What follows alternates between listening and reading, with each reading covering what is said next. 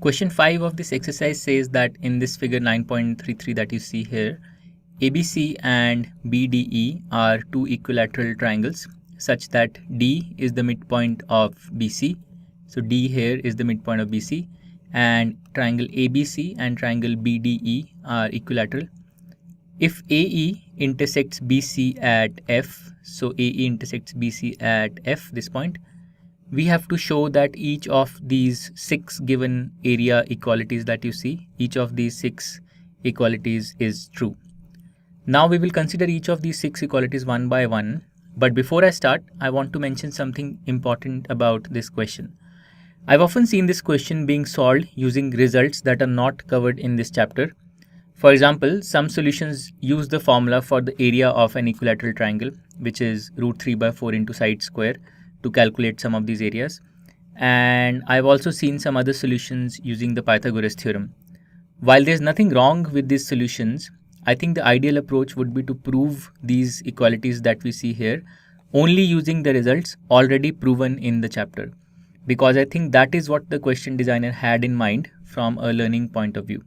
So that is what I'm going to do. I'm going to use the results that have already been established till now to prove these 6 equalities. Okay, so let's start off by doing what this hint here suggests, which is to join EC and AD. So let's join EC, we get this segment, and let's join AD and we get this segment. And then it says show that BE is parallel to AC. So BE is parallel to AC, and show that DE is parallel to AB. So show that DE is parallel to AB. So let's take a minute and prove these facts. Why should BE be parallel to AC? Well, if you look at this angle here is 60 degrees because triangle BDE is equilateral, and similarly this angle here is also 60 degrees because triangle ABC is equilateral. So these two angles are alternate interior angles for BE and AC and the transversal BC, and hence BE will be parallel to AC.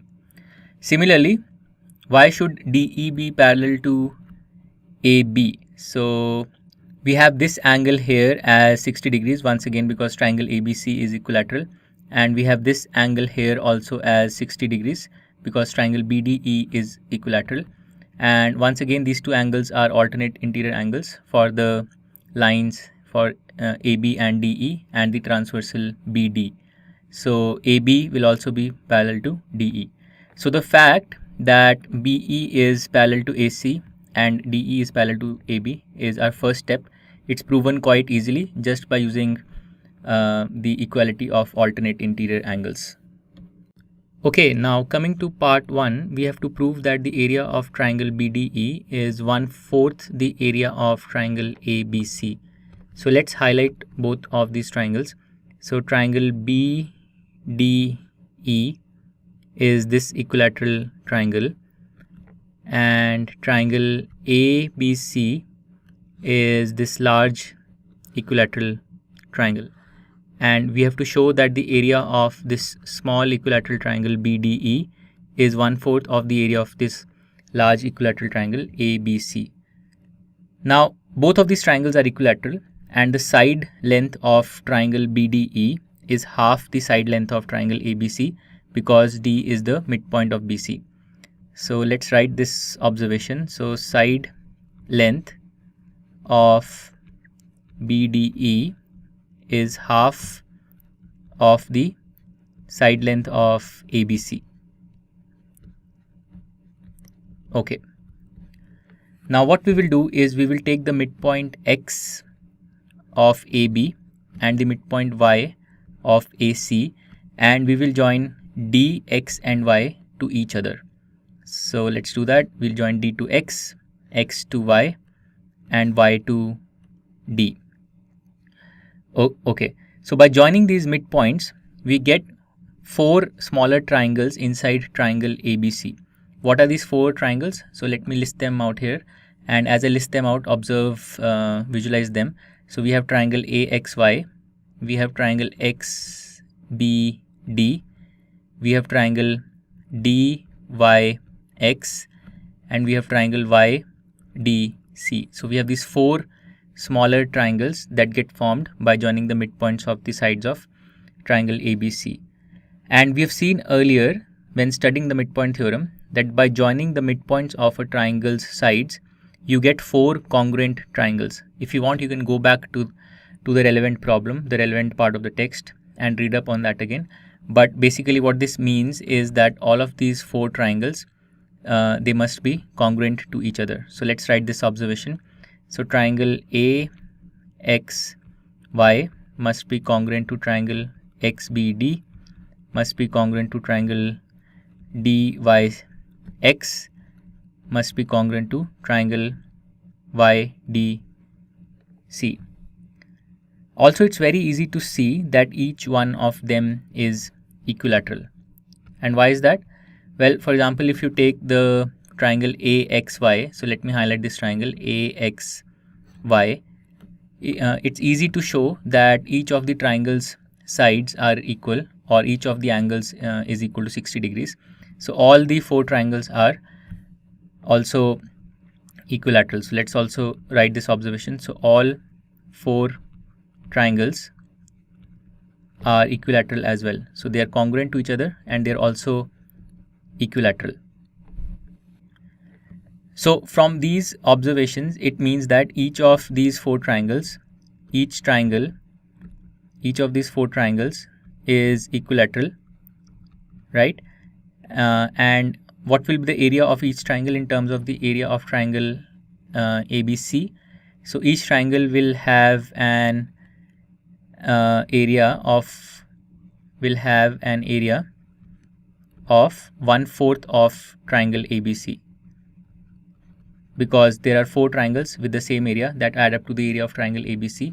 So each of these four triangles that we've written down, each will have an area of 1/4 of triangle ABC. Now triangle BDE, this triangle that we have highlighted here, the smaller equilateral triangle outside ABC, this equilateral triangle also has a side length which is half of the side length of ABC. So this means that triangle BDE must be congruent to each of these four equilateral triangles that gets formed inside ABC. So triangle BDE is congruent to each of the four triangles. In particular, it is congruent to triangle AXY, the first equilateral triangle that we have written. And this means that the area of BDE will be equal to the area of each of these four equilateral triangles. So it will be equal to the area of AXY in particular, and the area of AXY we have just seen is 1/4 the area of triangle ABC. So this proves that the area of triangle BDE is 1/4 the area of triangle ABC, and the proof is actually very straightforward. Let me just recap it for you. We did not use any formula for the area of an equilateral triangle. All we did was we joined the midpoints D, X and Y of ABC, of the sides of triangle ABC, which split up triangle ABC into four congruent and equilateral triangles. And then we saw that BDE is also congruent to each of those four triangles. So the area of BDE will also be equal to the area of each of those four triangles, and each of those four triangles has an area of 1/4 the area of triangle ABC. So this is how you can prove part 1, that the area of BDE is 1/4 the area of ABC. Now let's do part 2. In part 2, we have to prove that the area of triangle BDE is half of the area of triangle BAE. So let's focus on each of these triangles carefully. So triangle BDE is this triangle that I've highlighted, and triangle BAE is this triangle that I've highlighted, and we have to show that the area of triangle BDE is half of the area of triangle BAE. So here's how we can do this. I'm going to first show you the reasoning, and then we will write out the proof step by step. So first, we will compare the area of triangle BDE with the area of triangle BCE. So the area of triangle BDE is half of the area of triangle BCE, because in triangle BCE, ED is the median. So ED is the median, so it divides triangle BCE into two equal parts. So the area of triangle BDE, this triangle, is half of the area of triangle BCE, which is this triangle. And the area of triangle BCE is equal to the area of triangle BAE, because these two triangles are on the same base being BE, and between the same parallels BE and AC. So these two triangles have the same area.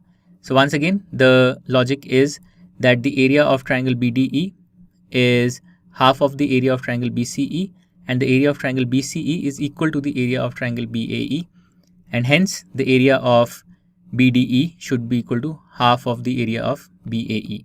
So let's write out the steps of this reasoning. So we have in triangle BEC is this triangle that the green triangle that I've highlighted. ED is a median, and any median divides a triangle into two parts of equal areas. So this means that area of triangle BDE will be equal to half of the area of triangle BCE. Alright, now we will compare triangle BCE, this triangle, with triangle BAE, this triangle. So triangle BCE and triangle BAE, they are on the same base.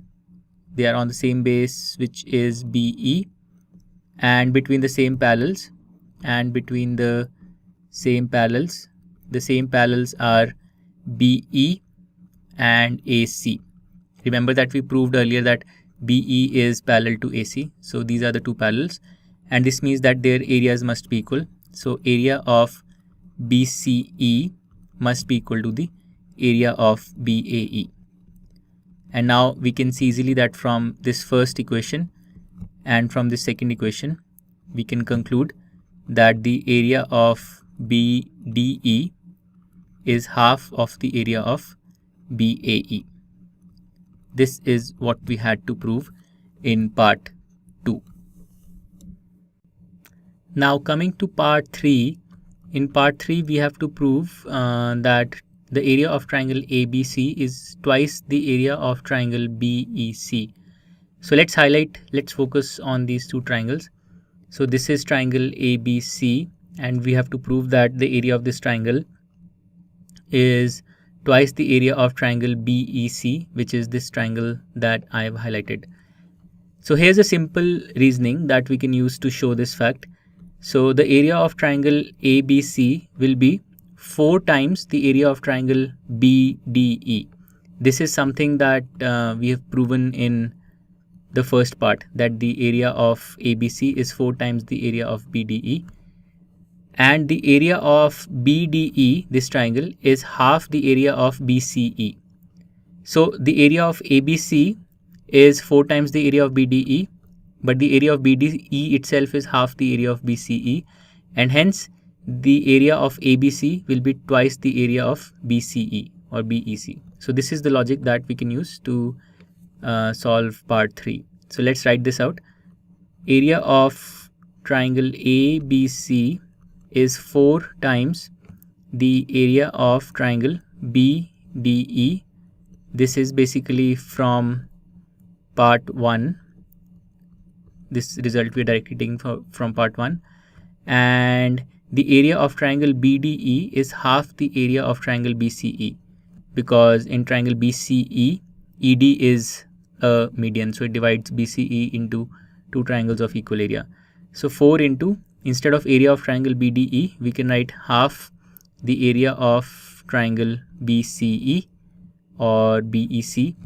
You can write it other way. So we have 4 by 2 is 2. So we get twice the area of triangle BCE or BEC.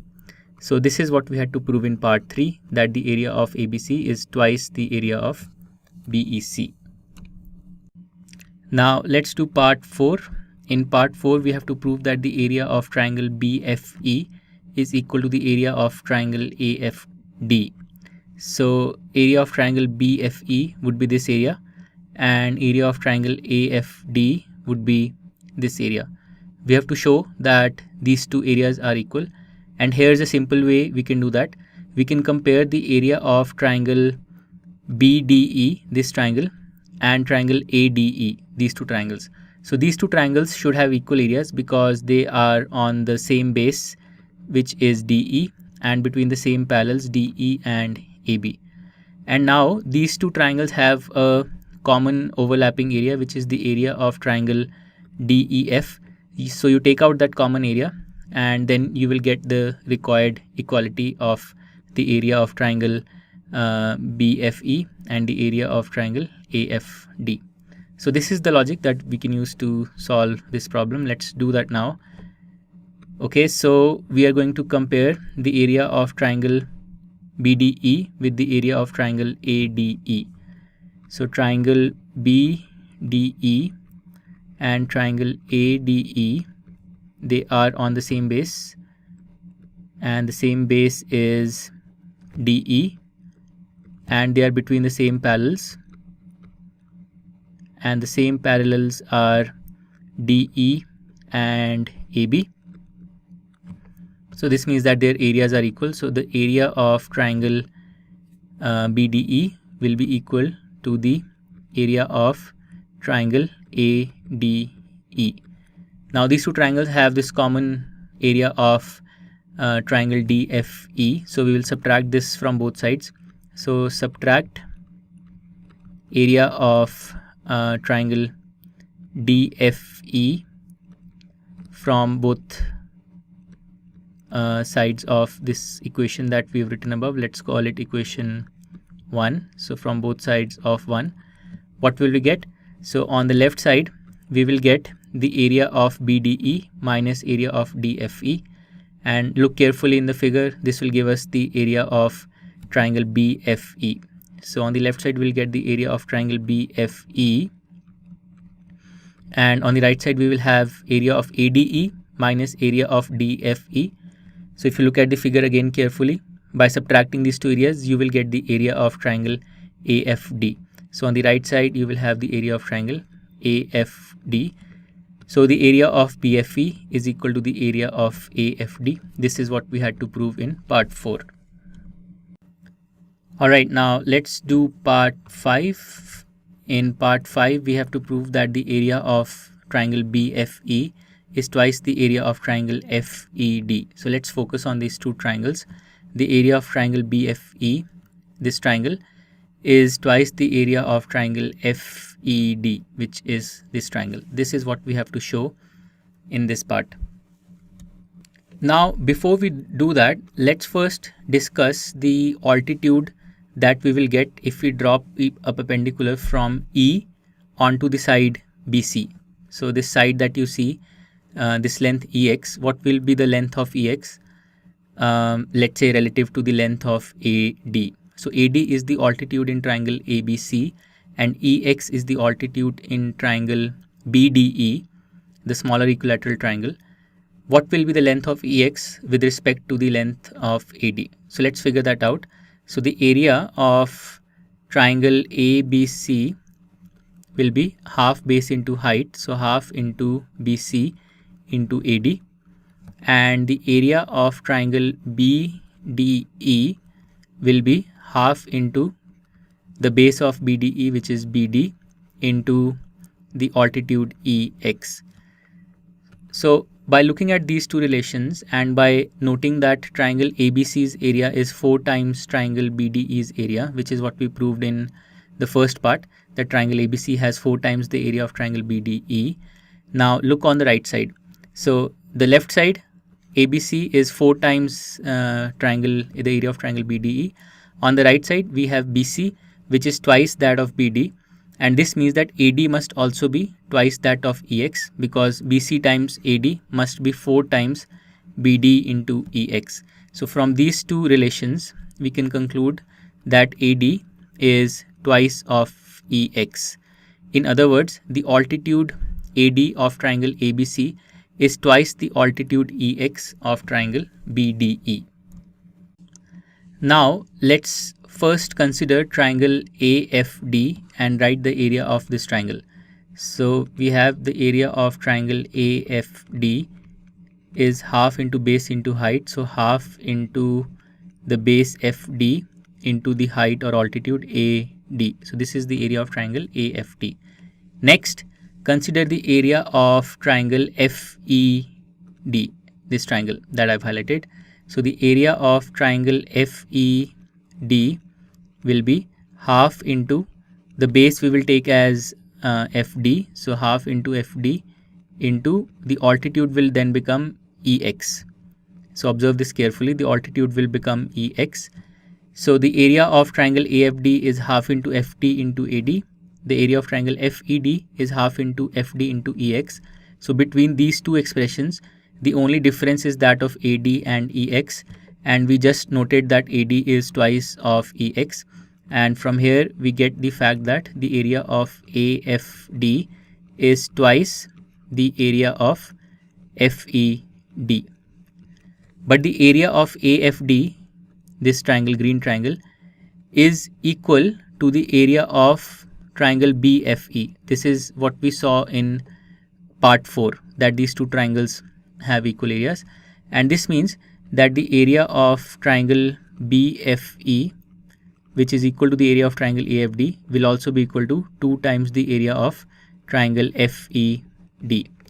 So what we have proven is that the area of triangle BFE, this triangle, is twice the area of triangle FED. And this is basically what we had to prove in part 5.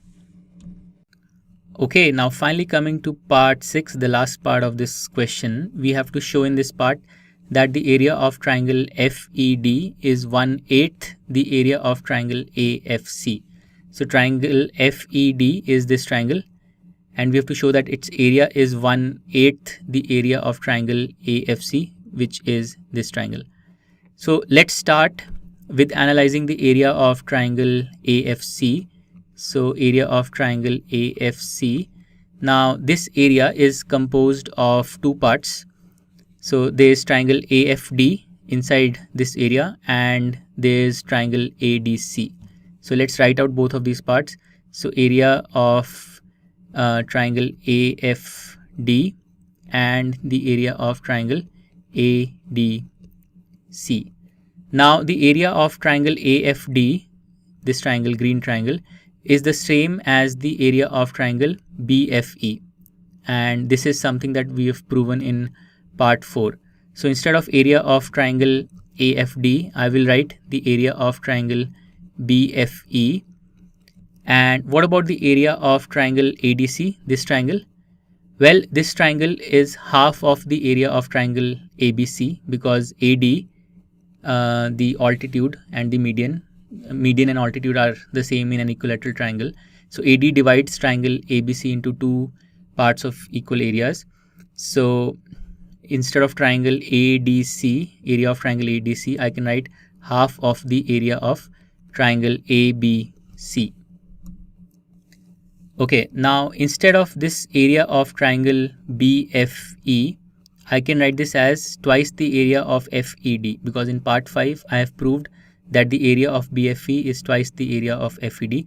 So instead of area BFE, I will write twice the area of FED. So basically what I'm trying to do is I'm trying to convert all the areas on the RHS in terms of the area of FED, because this is what I want in part 6. I want to express the area of triangle AFC in terms of the area of triangle FED. Okay, so I get 2 times area of triangle FED for the first term. What about the second term? Half of the area of ABC. Well, triangle ABC has an area that's 4 times the area of triangle BDE, this triangle. So instead of the area of triangle ABC, I can write half into 4 times the area of triangle BDE. So let's simplify this and see what we get. So we have 2 times area of FED plus 2 times the area of BDE. Now the area of BDE itself, this triangle, can be written as the sum of two parts. So there is triangle FDE inside BDE, and there is triangle BFE. Okay, so let's write this. So we have 2 times area of FED from the first term, and instead of area of BDE, I will write it as area of FED plus area of BFE. So I get 2 times area of FED plus 2 times area of BFE. Okay, let's see where this is going. All I'm doing is I'm trying to convert all the areas in terms of the area of FED. So I get 2 times area of FED plus 2 times area of FED, that is equal to 4 times area of FED, and then I get 2 times area of BFE. But we know that area of BFE is twice the area of FED. So even this third term can be written in terms of area of FED. It will be 2 into 2 times area of FED. So this will also be 4 times area of FED. So 4 plus 4, we get 8. So we have 8 times area of FED. So what we conclude is that using all this manipulation is that the area of AFC is equal to 8 times the area of FED, and this means that the area of FED will be equal to 1/8 the area of AFC, and this is basically what we had to prove in part 6. So with this, we have completed all the 6 parts of the problem, and question 5 is done. So great, this was a fairly long problem and also not that straightforward.